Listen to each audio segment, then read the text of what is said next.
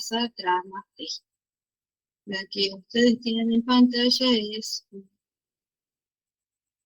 un plano de la ciudad de Roma, lo más antiguo posible, que en cuanto a que solo registra la extensión que podría tener Roma hacia el siglo III, IV,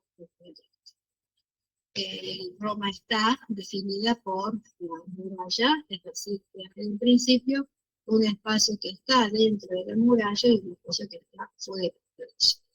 Lo que está dentro es lo controlado otra vez por el Estado y lo que se considera urbano, mientras que lo que está hacia afuera es el territorio rural, territorio de producción, pero también hay un tejido intermedio que es manejado a través de las grandes vías de acceso, que son esas que yo trazo en los alrededores, dos de las cuales, tanto esta, la vía Aurelia, como esta otra, la vía Apia, son las que van a concentrar, igual que arriba de la vía Ventana, son las que van a concentrar la mayor cantidad de actividades que las hacen importantes para el acceso a esta ciudad. Sobre esta ciudad ya consolidada, se empieza a practicar los diferentes hábitos de la religión católica. En principio había que enterrar a estos primeros cristianos.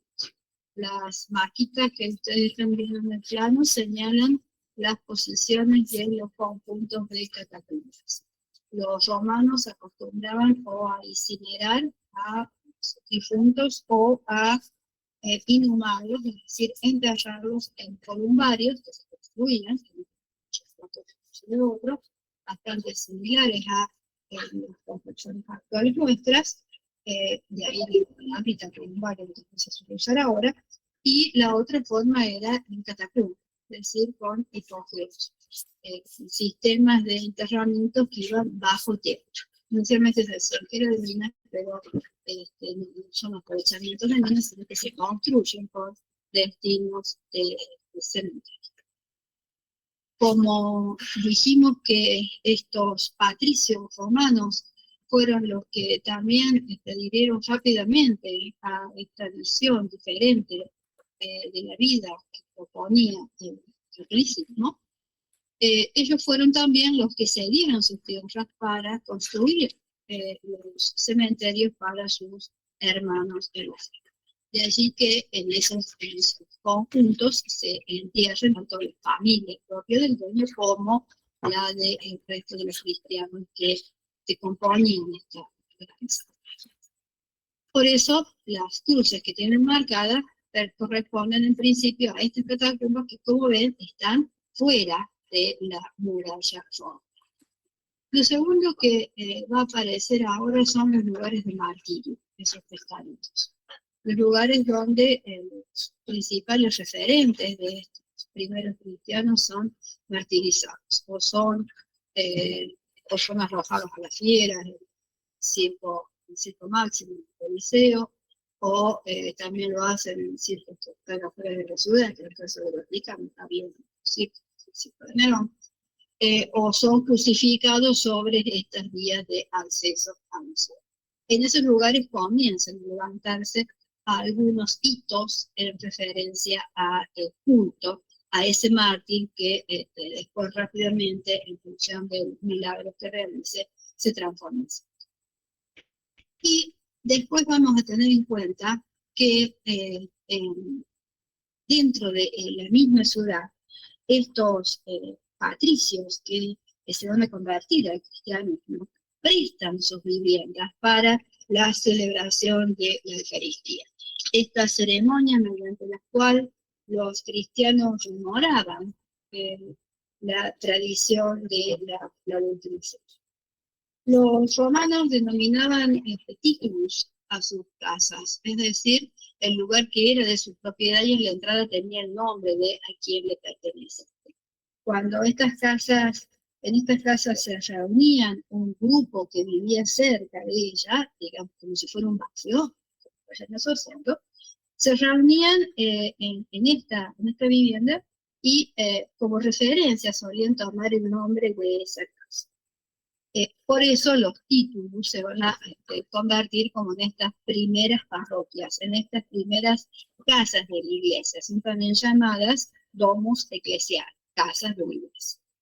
Estos primeros títulos se van a convertir entonces en las parroquias de Roma. Primero, una forma un poco más sin organización, y después se van a organizar definitivamente en 7 de estas grandes. Estas parroquias van a tener sus propios diáconos, sacerdotes, incluso algunas de ellas. Vean cómo no construyen, sino que van usando los espacios y las estructuras que la ciudad ya tiene, salvo cuando van a enterrar en la primera época a sus difuntos y en principio por la persecución no les convenía hacerlo a cielo abierto, sino que se van a albergar en este mundo subterráneo de las catacumbas, que les va a servir también en épocas de persecución para hacer lo mismo que es descrito para el título, pero escondidos en los mismos espacios de la.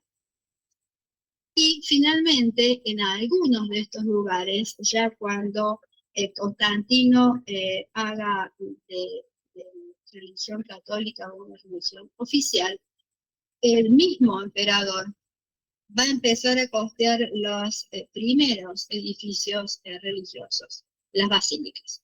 Los que tienen marcados ahí, ahora con XP, son las grandes basílicas constantinianas que preferentemente también se van a ubicar cerca de algunos de estos lugares de martirio que están viendo, o incluso en referencia a algunos de estos títulos y también en referencia a la catedral. Quiere decir que la Roma paleocristiana es una Roma que superpone actividades, superpone hábitos al atrás y tejido ya existente.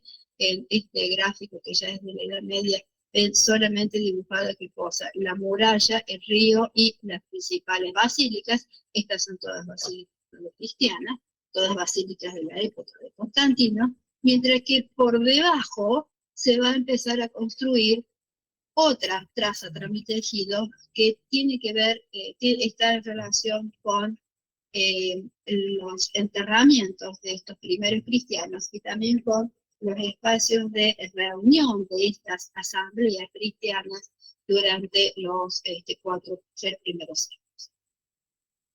Para que se den una idea, vamos a ver dónde está en la catacumba de Mitila. Mitila, por ejemplo, era de familia imperial, era sobrina y nieta de los emperadores, lo que no impidió que, convirtiéndose el cristianismo, fuera justamente contravenir los hábitos de la familia.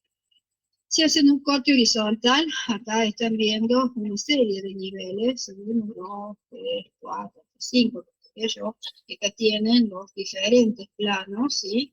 Dibujados con diferentes colores. Esto que está en violeta sería la calle de la ciudad por encima.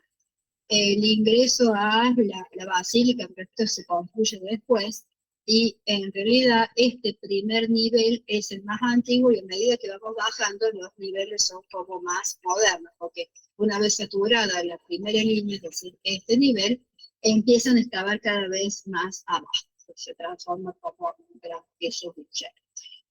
La mayoría de estas catacumbas están cerca de la vía Aurea. Y acá tienen una traza.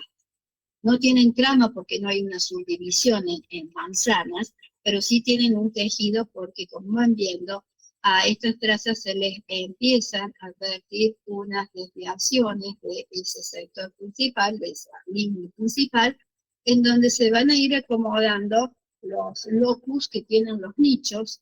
Algunos de estos tienen algunas construcciones en arco, que se denomina arco solo, y es como el primer espacio de congregación para pedirlo, solicitarlo o hacer algo en honor a ese difunto, posiblemente un mártir o un santo, y eventualmente construir ahí un lugar religioso, un lugar un aspecto de cómo serían estas catacumbas. Y se dice que estos lugares no estaban abiertos todos los nichos, sino que estaban sellados, y en primer plano ahí tienen uno de estos arcos. estos caminos, como ven, estrechos, se denominaban ambulatorios o ambulatorios, palabrita que vamos a seguir usando. El arcosolio era este espacio que el semicírculo marcaba un lugar posiblemente un poco más importante, y después cuando podían ingresar a espacios que se derivaban de la callecita principal, esos eran los denominados cubículos, y posiblemente en estos cubículos se reunieran para repetir o conmemorar esta ceremonia de la Eucaristía. Esta otra incluso lo ven más claro. Si está todo dibujado en blanco y negro, no se entiende mucho. Acá está la Vía Apia. Desde la Vía Apia se accede al resto de las catacumbas. Catacumbas en realidad quiere decir lugar hundido, lugar rehundido, porque una de las primeras, la de San Sebastián, estaba cerca de un lugar rehundido desde el cual se ingresaba a la catacumba, a los cementerios. Acá se ve con mayor claridad cómo a partir de los ejes principales se van derivando esos distintos cubículos en donde se ubicaban, siempre alrededor de como unos guiones, cada uno de estos enterramientos, y cómo genera una verdadera trama subterránea abajo de la ciudad real, de la ciudad Roma. Es como una Roma cristiana subterránea. De cerca, la superposición de estas capas entre los sectores de excavación más antiguos y más antiguos, nuevo, perdón, incluso en cualquiera de estas, en particular esta que es la de Calixto, están los enterramientos de los primeros papas, por ejemplo, están en este sector, y que después van a ser trasladados algunos, no todos, al Vaticano. Si uno se acerca a esa zona, va a ver lo mismo, ¿no? Los deambulatorios que veníamos marcando, como otros deambulatorios a veces se hacen más grandes, esta es la cripta de Cecilia, por ejemplo, Wimmer Máteres, y ahí tienen los cubículos, y alrededor de los cubículos se colocaban los 4 sectores de sarcófagos. Siempre en uno de estos extremos solía haber algunos de estos arcosolios en donde se ubicaría eventualmente los primeros altares. Y ese es el espacio inicial, esencial, del culto religioso cristiano. Después de este primer paso entre un espacio que antecede un altar o un punto de referencia religiosa, vamos a empezar a construir el resto del espacio religioso cristiano. Y ahora sigamos con la segunda capital romana en el Imperio Romano de Oriente. Miremos entonces la ubicación geográfica de esta ciudad de Constantinopla en el 333, pero previamente fundada como Bizancio por los griegos en el 667 a.C. Ubicada en este promontorio, que es la posición de Estambul, en la desembocadura del mar de Mármara, este es el estrecho de Mármara, perdón, este es el estrecho del Bósforo que llega hasta el mar Caspio, que está del otro lado, y que además de controlar el paso entre los dos mares, controla el paso entre el continente europeo de este lado y el Asia Menor hacia la Estambul presentaba, el actual Estambul presentaba una característica geográfica de colinas, están viendo ahí, similares a esas colinas de Roma, además de un valle que era surcado por un pequeño río que se crecía en una época de sequía, y que además permitía una defensa por sus 3 lados, triangular, más la muralla que después de construyen una serie de 3 murallas para ajustar la defensa total de este edificio. Siendo esas las condiciones geográficas, lo que Constantino va a crear como urbanismo para este nuevo escenario imperial es un trazado que sigue las condicionantes tradicionales de una fundación romana, pero tiene algo.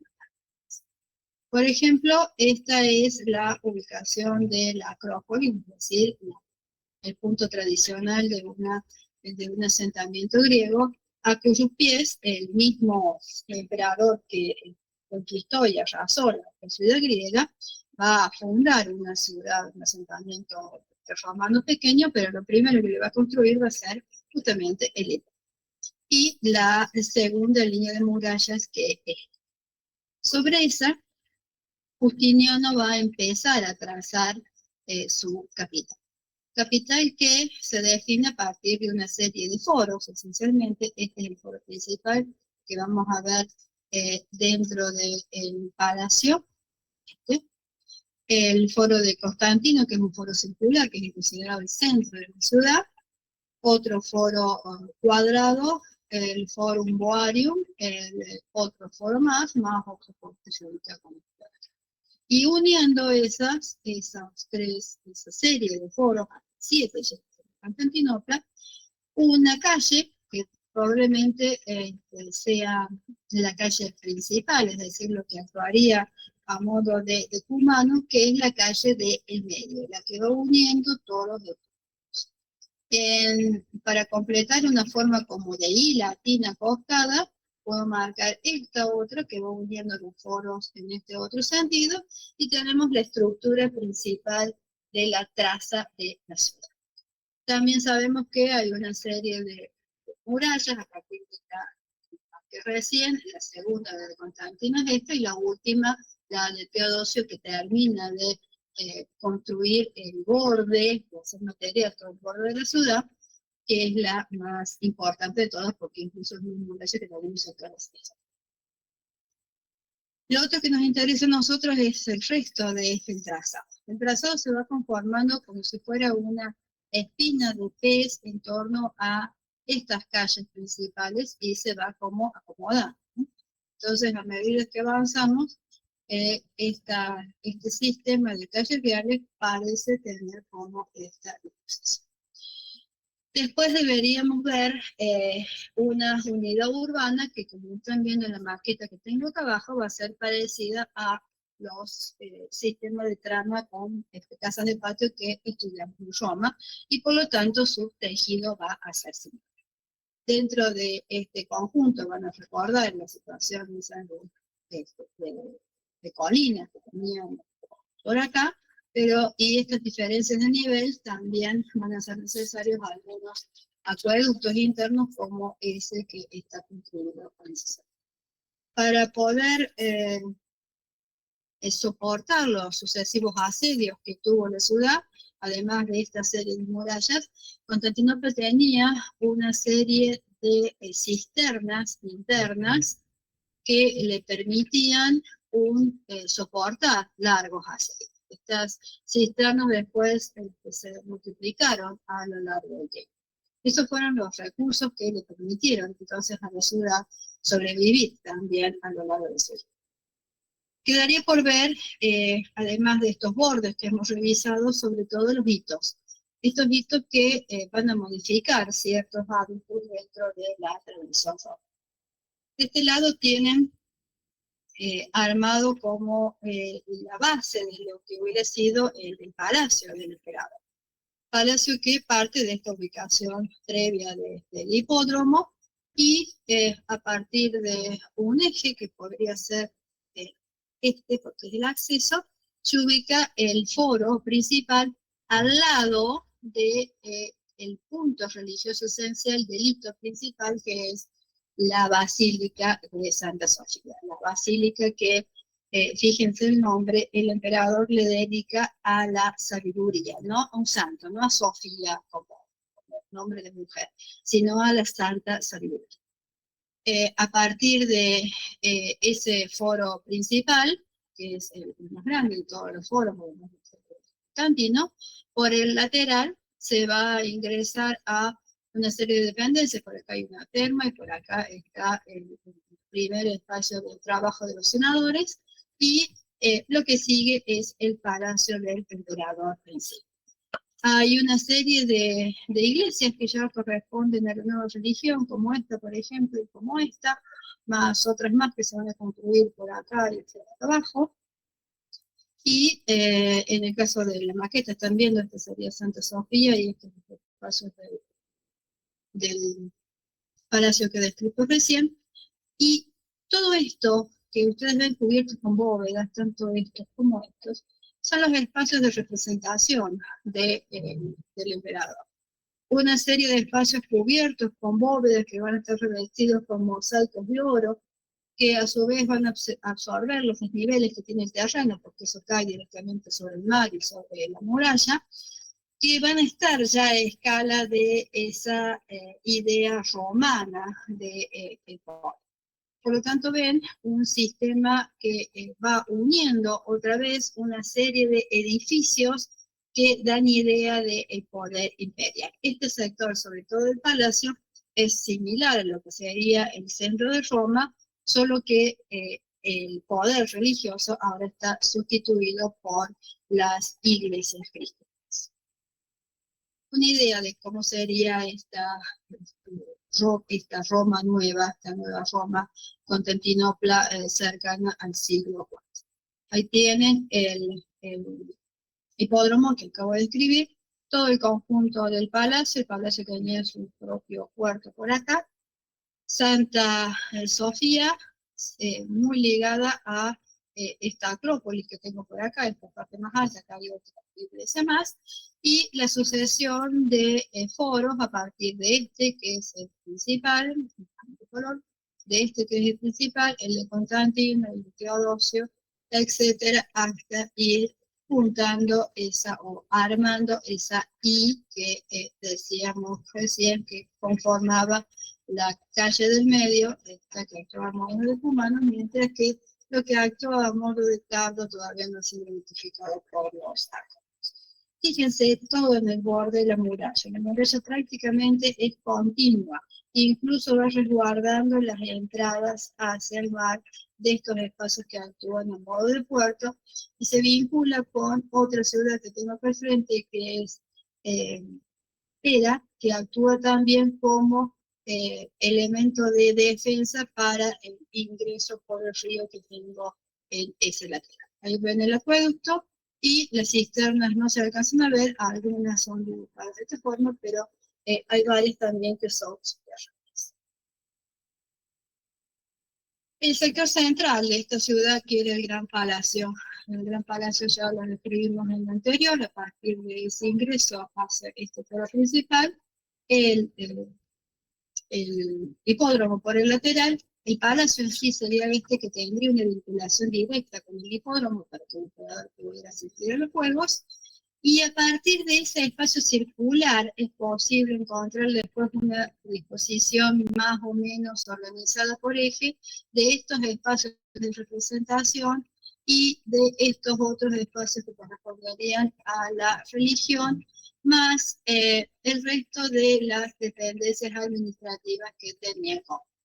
Después existieron posiblemente otros palacios destinados a Justiniano, Constantino, etcétera, pero ya fuera de este núcleo.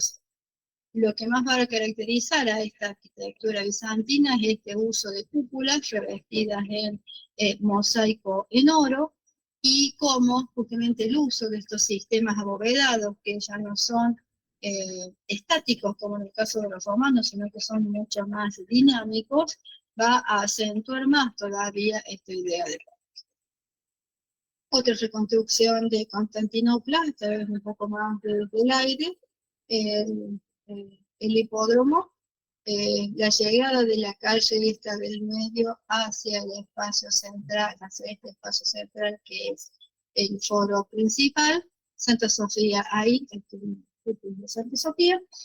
Esta es otra disposición probable en hipótesis del conjunto del hipódromo, y fíjense ahí la diferencia de nivel que hay entre la ubicación del hipódromo, la costa y cómo se van aprovechando también para una serie de jardines palaciegos dentro del conjunto. El ingreso siempre controlado hacia estos puertos, esta es la entrada de oro al palacio, y toda la muralla que va protegiendo la ciudad de su conjunto. Algunos de esos espacios urbanos, el foro de Constantino con su propia copia del Panteón, la columna en medio conmemorando la exposición de Justiniano, arcos de triunfo para ingresos y egresos de este foro, que en este caso es circular, y este otro foro que es el rectangular, que corresponde al palacio, con el hipódromo en el lateral. Les deja ver también el espacio destinado al Senado, que probablemente era eso, los espacios del emperador, que eran estos sobre el lateral, más estos otros espacios más complejos, estos cubiertos con las cúpulas, que eran finalmente los espacios de representación. Recuerden que en el caso de estas ciudades, además de traza, trámite, ejido, incorporen todos aquellos otros componentes que puedan haber visto en otras cátedras, incluso para entender que no solamente lo físico y lo material es lo que importa al momento de analizar el lugar.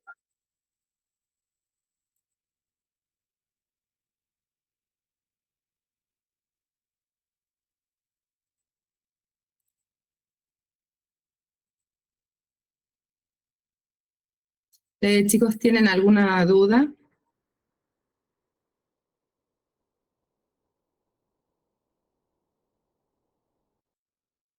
Por ahora no, profe. No sé la clase.